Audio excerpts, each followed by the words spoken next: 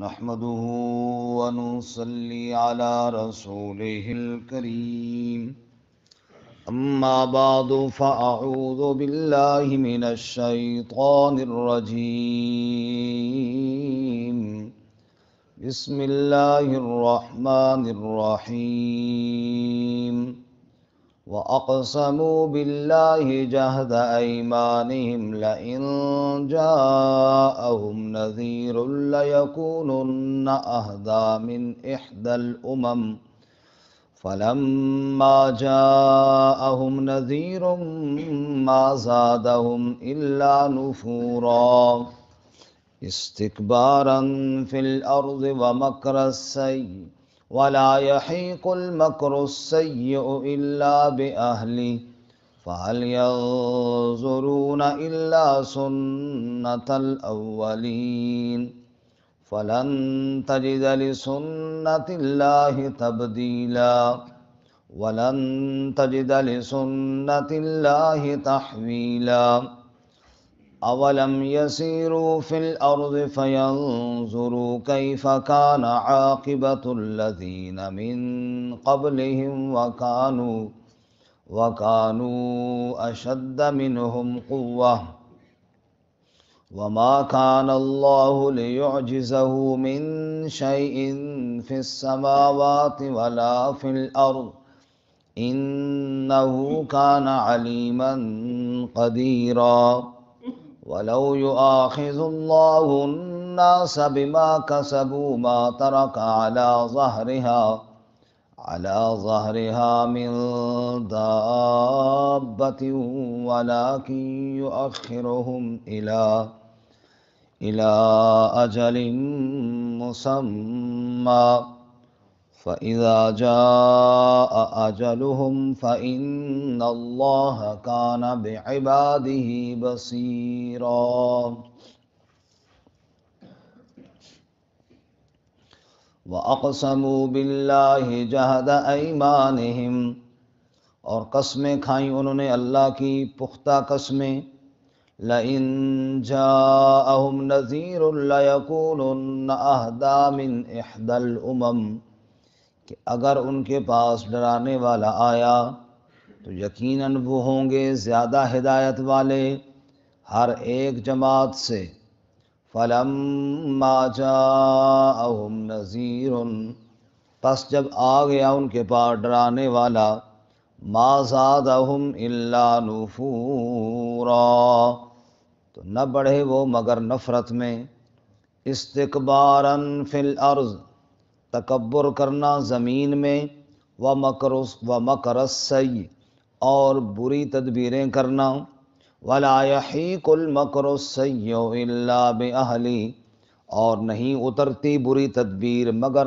اپنے اہل پر یعنی کرنے والے پر فہل ینظرون الا سنت الاولین پس نہیں دیکھتے وہ پس نہیں انتظار کرتے وہ مگر پہلوں کے طریقے کا فلن تجد لسنت اللہ تبدیلا پس ہرگز آپ نہیں پائیں گے اللہ کے طریقے کے لیے کوئی تبدیلی ولن تجد لسنت اللہ تحویلا اور آپ ہرگز نہیں پائیں گے اللہ کے طریقے کے لیے کوئی بدلنا اولم یسیروا فی الارض کیا نہیں پھرے وہ زمین میں فینظروا کیف کان عاقبۃ الذین من قبلہم پس وہ دیکھتے کہ کیسے ہوا انجام ان لوگوں کا جو ان سے پہلے تھے وَكَانُوا أَشَدَّ مِنْهُمْ قُوَّةً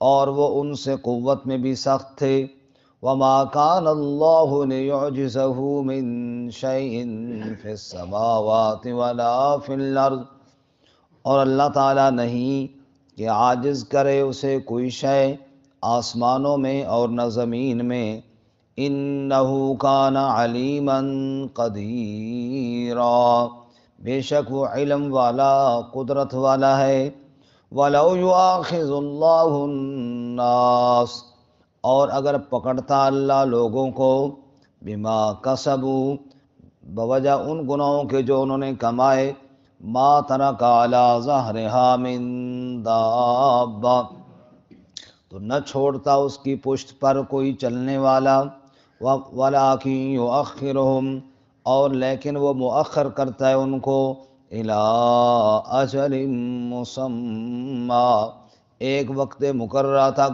فَإِذَا جَاءَ أَجَلُهُمْ، پس جب آ جائے گا ان کا مقررہ وقت، فَإِنَّ اللَّهَ كَانَ بِعِبَادِهِ بَصِيرًا، پس بے شک اللہ تعالیٰ اپنے بندوں کے ساتھ دیکھنے والا ہے۔ سبحان ربک رب العزت عما یصفون وسلام علی المرسلین والحمد للہ رب العالمین۔ اللہم صل علی محمد وعلی آل محمد کما صلیت علی ابراہیم وعلی آل ابراہیم انک حمید مجید۔ اللہم بارک علی محمد وعلی آل محمد کما بارکت علی ابراہیم وعلی آل ابراہیم انک حمید مجید۔ معزز سامعین، سورہ فاطر کا آخری رکوع آیت نمبر 42 سے لے کر 45 تک تلاوت کیے۔ اللہ رب العزت ان کے مطابق صحیح بیان کی توفیق عطا فرمائے، آمین، اور ہمیں قرآن و سنت پر عمل کرنے کی توفیق عطا فرمائے، آمین۔ آج کے سبق میں خصوصاً مشرکین مکہ، ان کی ایک بات کا تذکرہ ہے کہ جب انہیں یہ پتہ چلا کہ یہود و نصارہ نے اللہ کے انبیاء کو جھٹلایا، تکذیب کی اور انکار کر دیا، تو یہ کہتے تھے کتنے نادان ہیں جی، اللہ کے انبیاء کا انکار کیا۔ اگر اللہ کا کوئی نبی ہماری طرف آتا تو ہم تو ایسی اطاعت کرتے کہ دنیا دیکھتی۔ اور اللہ فرماتے ہیں کہ جب نبی ان کے پاس آیا، انہوں نے یہود و نصارہ سے بھی بڑھ کے میرے نبی صلی اللہ علیہ وسلم کی مخالفت کی۔ تو دوسروں کی غلطیاں تو ان کو نظر آتی تھیں، لیکن خود جو ہے باقیوں سے بھی آگے نکل گئے۔ یہ بالکل ہماری مثال بھی ایسی ہے کہ جیسے بنی اسرائیل کا تذکرہ ہم پڑھتے ہیں نا جی، کہ موسیٰ علیہ السلام کو کیسے انہوں نے تنگ کیا۔ ایمان والے بھی تھے، بنی اسرائیل تو ایمان والے تھے نا، ایمان لا چکے تھے، تورات پر عمل کرنے سے کتراتے تھے، موسیٰ علیہ السلام کی اطاعت کرنے سے کتراتے تھے۔ کبھی ہفتے کے شکار کے بارے میں گڑبڑ کی، کبھی موسیٰ علیہ السلام کو بت دیکھ کر کہنے لگے جی ہمیں بھی ایسا بنا دو۔ تو ہم کہتے ہیں یار کیسے نادان تھے، اور حالت عملی طور پر ہماری بھی بالکل ان سے تھوڑی آگے ہے، پیچھے نہیں ہے۔ تو بالکل یہی کہ دوسروں کی غلطی نظر آتی ہے، اپنی طرف کبھی خیال نہیں کیا کہ ہمیں کیا کرنا چاہیے۔ بہرحال مشرکین یہ کہتے تھے قسمیں کھا کر، یار انبیاء اللہ کے ہوں اور بندہ انکار کرے، یہ کیسے نادان لوگ ہیں یہود و نصارہ۔ اللہ کی قسم، اگر کوئی اللہ کا نبی ہماری طرف آتا نا تو ہم اس کی خوب اطاعت کرتے۔ اللہ فرماتے ہیں وَأَقْسَمُوا بِاللَّهِ جَهْدَ أَيْمَانِهِمْ، قسمیں کھائیں اللہ کی، بڑی پختہ قسمیں، بڑی پکی قسمیں کھائیں کہ لَإِن جَاءَهُمْ نَذِيرٌ، اگر ان کے پاس کوئی ڈرانے والا آیا تو لَيَكُونُنَّ أَهْدَىٰ مِنْ إِحْدَى الْأُمَمِ، تو وہ زیادہ ہدایت پر ہوں گے ہر ایک جماعت سے۔ جتنی امتیں گزر گئی ہیں جنہوں نے انبیاء کی اطاعت کی، اگر کوئی اللہ کا نبی ہماری طرف آیا نا، ہم سارے اطاعت کرنے والوں سے بہت آگے ہوں گے، ہم اللہ کے نبی کی سب سے زیادہ اطاعت کریں گے۔ فَلَمَّا جَاءَهُمْ نَذِيرٌ، پس جب ڈرانے والا آ گیا، یعنی حضرت محمد صلی اللہ علیہ وسلم، ما زادہم الا نفورا، تو نفرت کے علاوہ اور کچھ نہیں دکھایا انہوں نے۔ اطاعت تو بڑے دور کی بات ہے، محبت کی نگاہ سے دیکھا بھی نہیں میرے نبی صلی اللہ علیہ وسلم کو، نفرت ہی کرتے رہے اور اللہ کے نبی صلی اللہ علیہ وسلم کی بغاوت ہی کرتے رہے، نعوذ باللہ من ذالک۔ یہ ساری باتیں کیوں ہوئیں؟ کہ پہلے تو جناب دعوے تھے اور پھر اب نبی صلی اللہ علیہ وسلم سے نفرت کیوں؟ فرمایا استکباراً فی الارض، زمین میں تکبر کرنا، وہ غرور، وہ تکبر، وہ گھمنڈ کہ ہم وڈیرے ہیں اور محمد صلی اللہ علیہ وسلم ہماری برادری کے ہیں اور مالی طور پر ہم سے کمزور ہیں، یہ ہم سے آگے کیوں نکل جائیں؟ ہم تو جناب ان کے پیچھے چل نہیں سکتے، اور پھر ان کے ساتھ وہ غریب غریب لوگ بیٹھے ہیں، بلال جیسے بیٹھے ہیں، ان کے ہوتے ہوئے ہم جناب ان کے برابر میں بیٹھیں گے۔ یہ تکبر ان کو کھا گیا، اور تکبر نے بڑے بڑے لوگوں کا بیڑا غرق کیا ہے۔ شیطان کو بھی لعین تکبر ہی نے بنایا ہے۔ اور ابو جہل آپس کے اندر جب بیٹھتے تو مشورہ کرتے اور پوچھتے یار محمد صلی اللہ علیہ وسلم کی باتیں کیا دیوانوں کی باتیں ہیں؟ نہیں یار، ایسی حکمت کی باتیں تو کوئی نہیں ہے۔ پھر مانتے کیوں نہیں ہو؟ ارے مان جائیں تو ہماری چودراہٹ کہاں بچے گی، پھر تو ہماری ساری چودراہٹ ختم ہو جائے گی، اس لیے انکار کرتے۔ تو دنیا کی چودراہٹ کے لیے اور دنیا میں اپنے جاہ و مقام کے لیے محمد صلی اللہ علیہ وسلم کا انکار کرتے، نعوذ باللہ من ذالک۔ اور آپ خود دیکھ لیجئے کہ اپنے ارد گرد اگر کوئی آدمی متکبر ہے، تکبر کرنے والا ہو، علاقے کا وڈیرا، جو کہے کہ جناب میں ہی سب کچھ ہوں اور اس پورے علاقے میں یا جیسے پورے صوبے کے اندر میرا ہی راج ہے، اس کو کہو، اس کو کوئی غریب آدمی جا کر مشورہ دے تو وہ ماننے کے لیے تیار ہوتا ہے، ملنے کے لیے تیار نہیں ہوتا۔ بڑے لوگوں کے پاس ٹائم ہی نہیں ہوتا غریبوں سے ملنے کے لیے، اس کی بات سننے کے لیے۔ تو یہی بات تھی، وہ کہتے ہم اتنے وڈیرے، اور محمد صلی اللہ علیہ وسلم کے پاس حالت یہ ہے کہ مال تو ہے کوئی نہیں، کھانے پینے کے لیے کچھ نہیں، اور یہ آ کر ہمیں بتائیں گے کہ کیسے کرنا ہے، ہم نہیں مانتے۔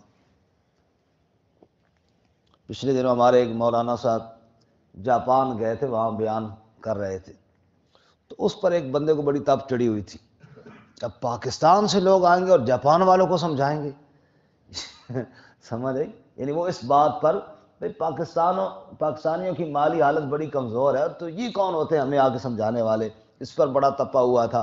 تو یہ میں نے کہا یہ وہی والی بات ہے، یہ وہی والا خناسی ابھی تک دماغ میں گھوم رہی ہے کہ ہمیں کون ہوتا ہے سمجھانے والا، ہم تو مال پیسے میں بہت زیادہ آگے ہیں۔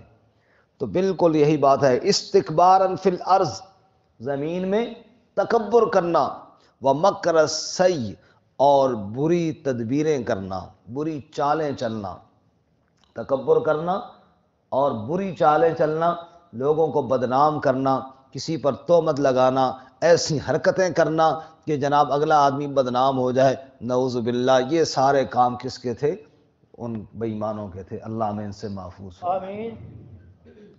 آج کل الیکشن کا دور ہے، ہر پارٹی دوسری پارٹی پر الزام تھوپ رہی ہے، وہ یوں ہیں، وہ یوں، اگر نہیں بھی ہیں تو بھی جناب ان پر الزام لگانا، اور اپنے اگر کوئی جرائم ہیں تو بھی ان کو کیا کرنا؟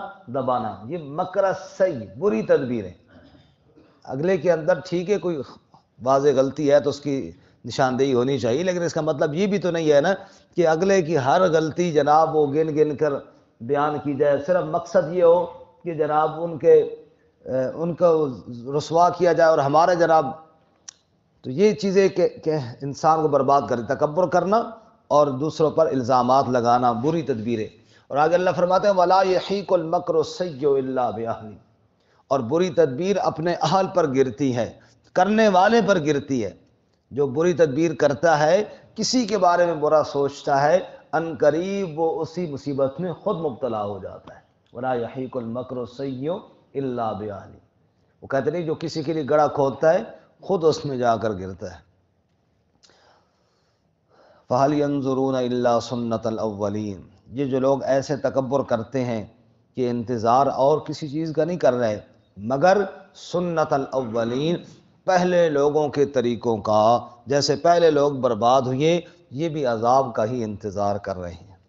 فَلَن تَجِدَ لِسُنَّةِ اللَّهِ تَبْدِيلًا وَلَن تَجِدَ لِسُنَّةِ اللَّهِ تَحْوِيلًا، اللہ کی سنت، اللہ کی تدبیر، اللہ کے فیصلے میں نہ کوئی تبدیلی ہے نہ کوئی بدلنا ہے۔ یعنی یہ نہیں ہے کہ اللہ تعالیٰ نے ایک فیصلہ کیا تو بالکل کینسل ہی کر دے کہ یہ نہیں ہوگا، اور یہ بھی نہیں ہے کہ اللہ نے آج کا فیصلہ کیا تو آج کے بجائے تبدیل ہو کر کل پہ چلا جائے، تو ایسا بھی نہیں ہوگا۔ اللہ کے فیصلے اٹل ہوتے ہیں، جو فیصلہ اللہ نے کیا نہ اس میں تبدیلی ہے نہ اس کا بدلنا ہے، نہ دوسری دن جائے گا نہ ایک لمحہ آگے پیچھے ہوگا، وہ اٹل فیصلے ہیں، وہ ہو کر ہی رہیں گے۔ اولم یسیروا فی الارض، زمین میں پھر کر دیکھا نہیں انہوں نے؟ پھرتے نا زمین پر دیکھتے، فینظروا کیف کان عاقبۃ الذین من قبلہم، انجام کیسے ہوا ان لوگوں کا جو ان سے پہلے تھے۔ پہلے کون بچا جو آج یہ بچ جائیں گے؟ کانوا اشد منہم قوہ، وہ قوت میں ان سے زیادہ تھے، نیست و نابود ہو گئے، نام و نشان اللہ نے مٹا دیا۔ وما کان اللہ لیعجزہ من شیء فی السماوات ولا فی الارض، اور اللہ تعالیٰ کو تو کوئی شے عاجز کر نہیں سکتی، نہ آسمانوں میں اور نہ زمین میں۔ رب کو بھلا کون عاجز کرے؟ رب تو عاجزیوں سے پاک ہے، رب تو کبریائی والی ذات ہے، بڑائی والی، عاجزی تو بندے کا صفت ہے، اللہ تعالیٰ کی ذات تو کبریا ذات ہے۔ انہ کان علیما قدیرا، بے شک وہ علم والا قدرت والا ہے۔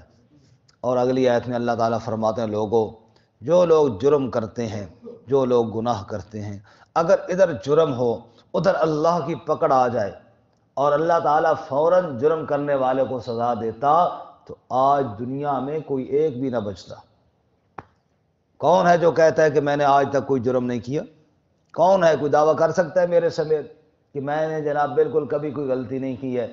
فرمایا ہر ایک غلطیوں سے بھرا ہوا ہے، لیکن وہ کتنا مہربان ہے، وہ عزتیں بھی دے رہا ہے، پردے بھی رکھ رہا ہے، رزق بھی دے رہا ہے۔ اللہ تعالیٰ جیسا اور مہربان کہاں سے لاؤ گے؟ فرمایا وَلَوْ يُؤَاخِذُ اللَّهُ النَّاسَ، اگر اللہ لوگوں کا مواخذہ کر لیتا، لوگوں کو پکڑ لیتا، بما کسبوا، جو انہوں نے کسب کیا ہے، جو ان کے اعمال ہیں، ان کے کسب، ان کے اعمال کی وجہ سے اگر اللہ پکڑتا تو ما ترک علی ظہرہا من دابہ، تو نہ چھوڑتا اس کی پیٹھ پر، یعنی زمین کے اوپر، زمین کی پشت کے اوپر کسی کو نہ چھوڑتا، من دابہ، کوئی بھی چلنے والا تمہیں دکھائی نہ دیتا، سب برباد ہو جاتے۔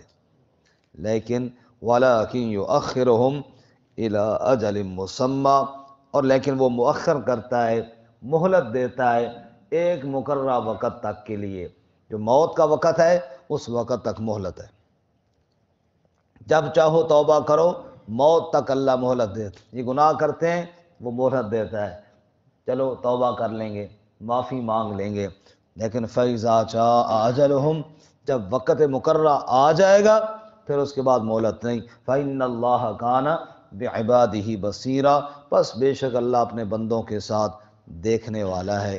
اللہ تعالی ہمیں موت سے پہلے موت کی تیاری کی توفیق عطا فرمائے۔ وآخر دعوانا ان الحمدللہ۔